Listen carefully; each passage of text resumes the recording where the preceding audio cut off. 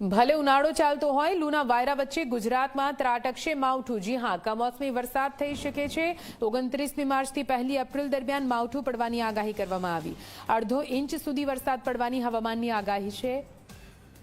Western ડિસ્ટર્બન્સના કારણે ગુજરાતમાં માવઠું ત્રાટકશે। 30મી માર્ચે કચ્છ અને પાટણમાં માવઠું પડવાની આગાહી છે। 30મી માર્ચે બનાસકાંઠા અને મહેસાણામાં પણ પડી શકે છે માવઠું। 31મી માર્ચે સુરેન્દ્રનગર, અમદાવાદ અને કચ્છમાં માવઠું પડશે। 31મી માર્ચે મહેસાણા અને આસપાસના વિસ્તાર જેમ કે પાટણ, બનાસકાંઠામાં પણ માવઠું થઈ શકે। 31મી માર્ચે સાબરકાંઠા, વડોદરા, ભરૂચમાં પણ થઈ શકે છે માવઠું।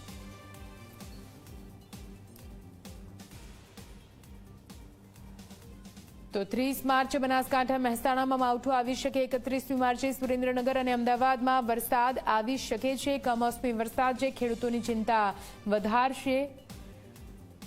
સાથે 31મી માર્ચે સાબરકાંઠા અને વડોદરામાં પણ વરસાદ પડવાની આગાહી હવામાન વિભાગ દ્વારા કરવામાં આવી છે।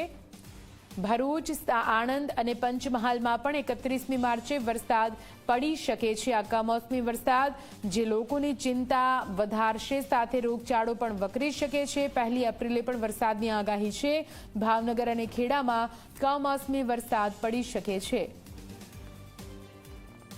1 એપ્રિલે આણંદ અને નર્મદા તેમજ છોટાઉદેપુરમાં પણ માવઠું થવાની શક્યતા વ્યક્ત કરવામાં આવી છે। આ સાથે 1 એપ્રિલે દાહોદ, પંચમહાલ અને મહીસાગર જિલ્લામાં પણ વરસાદ પડી શકે છે।